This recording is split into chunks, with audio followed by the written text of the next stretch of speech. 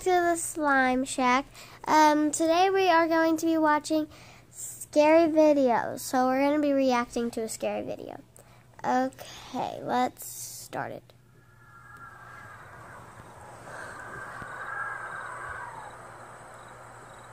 It was Halloween night of 2007, freshman year in high school, and I was with my friends, Ivan, Ryan, and Jesse. We were all dressed as the Super Mario characters. I was Luigi since I was the second tallest. Ivan was Mario since he's short and buff. Not that Mario was buff. Jesse was Waluigi because he's freakishly tall and skinny. And Ryan was Wario because he's just really fat. So they were the perfect group costumes for us. We live in a very non-congested suburban neighborhood with a decent amount of space in between houses.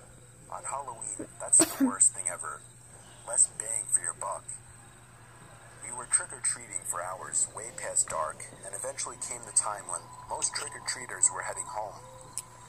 My feet started to hurt, and I had to constantly switch arms for holding the now 10-pound pillow sack of candy, but we planned on going until our bags were completely full.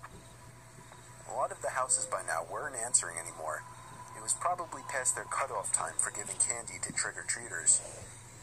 Approaching our next house, we saw a purple bucket on the stoop, which was the best feeling ever.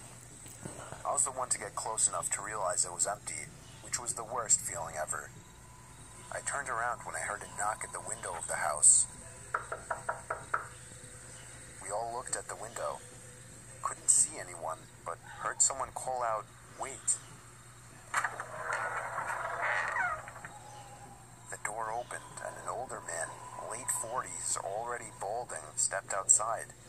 He told us to come inside so he can get us some more candy. I said we could just wait out here. He responded saying something along the lines of, "Nonsense, come on in, we'll get you your candy." Ivan stepped in and said, "It's all right.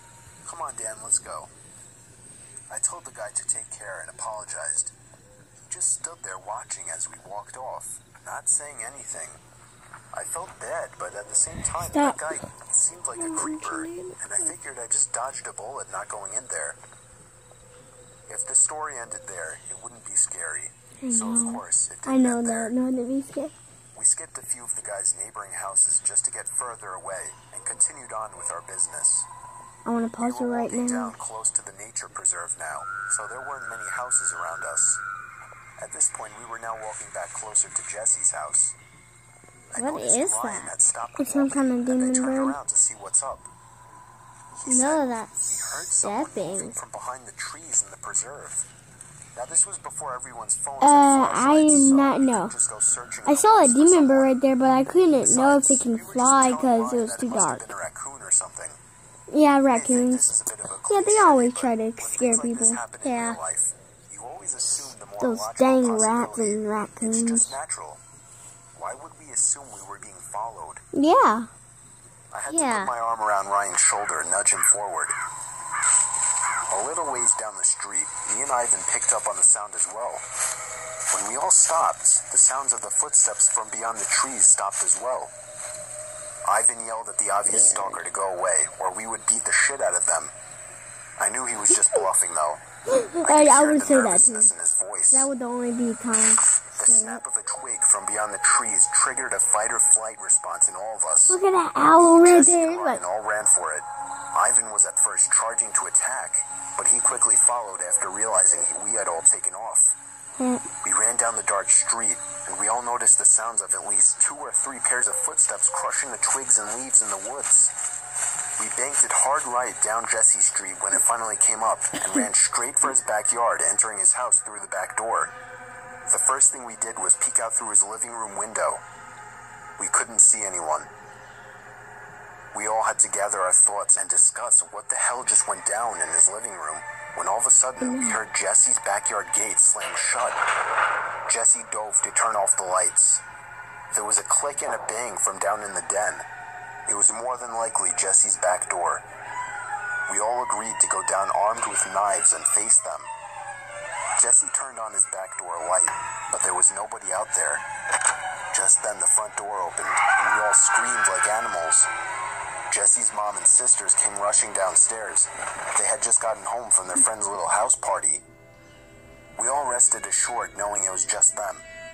Jesse explained what happened, but made it seem a lot less dramatic.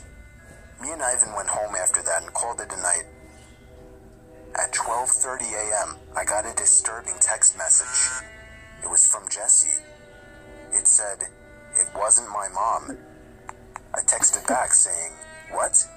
Oh my He gosh. responded back quickly, Why would saying, "It wasn't my mom in the backyard." I forgot that. My fingers slammed the buttons on my phone. I and get it responded now. I back. get it now. I've been watching this for like 400 There was a years. long pause And I before never he got finally that told me one. that It his was their mom and parents. sisters But said then they they never went forgot in the and it backyard. wasn't. I told him to immediately check the backyard from his upper deck. He had already done just that. He also told his mom everything, and she had already called the police.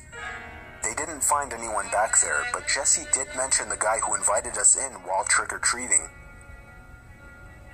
Nothing ever became of that. Look, one of them and was nothing ever Slender happened Man. at Jesse's house again after that one Halloween night.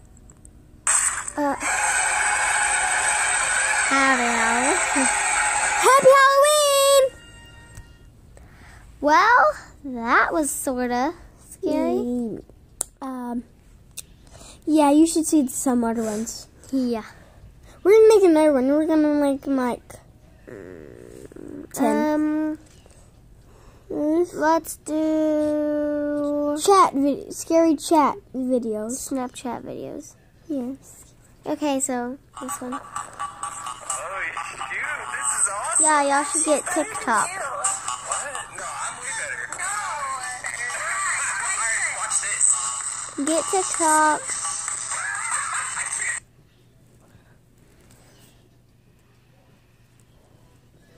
Goes with Musical.ly.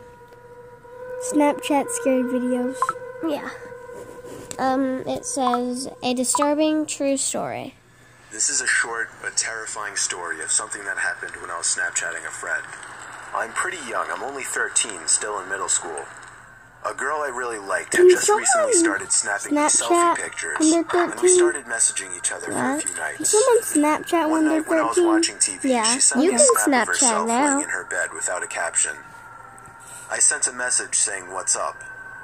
She sent another identical picture, this time with a caption saying, "Not much, you?" She set the timer to 10 seconds, so it gave me plenty of time to analyze the picture, including her bedroom in the background, and the dark outline of a person standing by her window.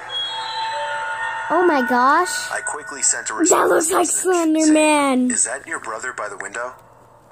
She sent another identical snap, this time captioned, "What do you mean?" Yeah, what do you mean, you In this stupid? picture, the figure at the window was closer, and I could see a hand pressed up against the glass. Oh my gosh, y'all see that? I closed the snap before the His- timer even ran out so I could His tell. eyes are supposed to be red, I I said, think. "There's somebody at your window, turn around."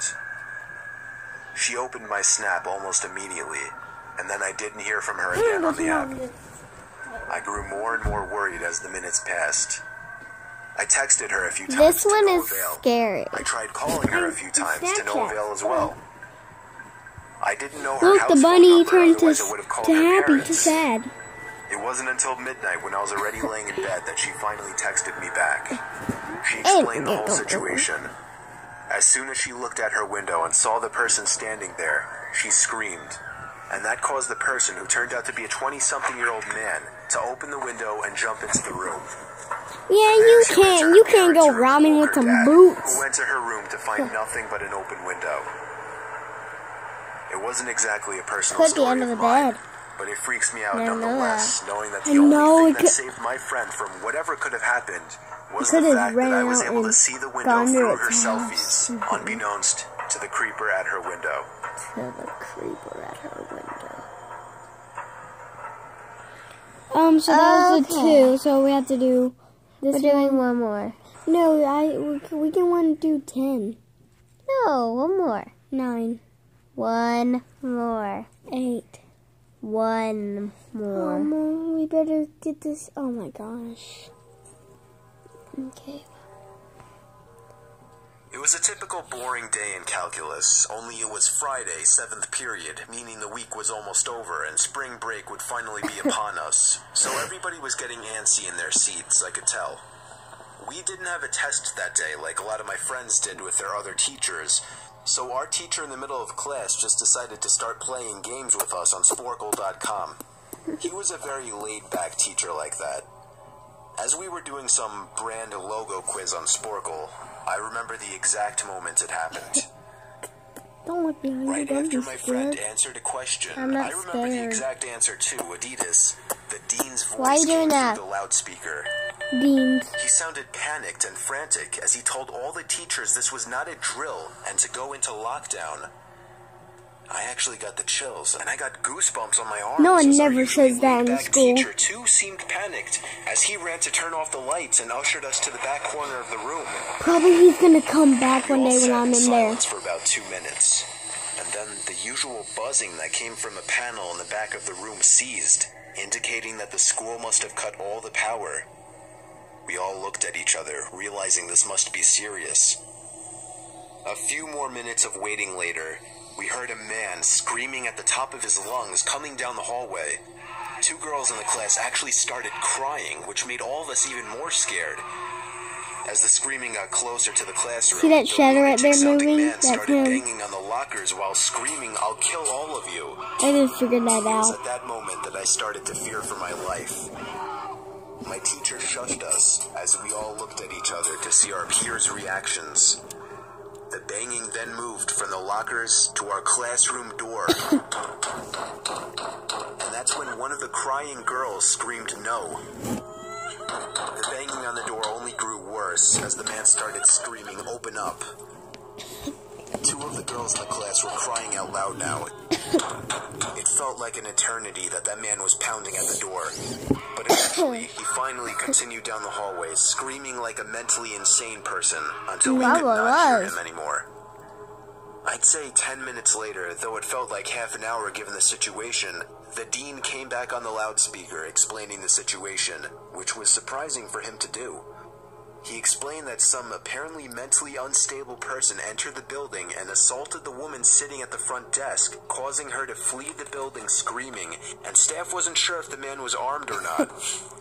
Now, this was before the school had cameras or could afford proper security, so the school was wide open to something like this happening. Could be bad. The staff had done a sweep of all the hallways and classrooms and couldn't find him, so the dean instructed the teachers to resume teaching but to keep all the doors locked and to not let any students leave for any reasons. The most disturbing part, however, is that one of the janitors working the night shift found the man sleeping in one of the storage closets near the back end of the school, and according to rumors that were spread by my peers, sticking out of his pocket was a .44 Magnum. The janitor must have done something stupid to wake him up, for example, leaving the closet door open, because by the time a police officer could arrive on the scene, the man was gone. My entire class, as far as I know, to this day, has no idea if this man was ever found, but I like to think that right now, he's being given the proper help that he needs. I would too.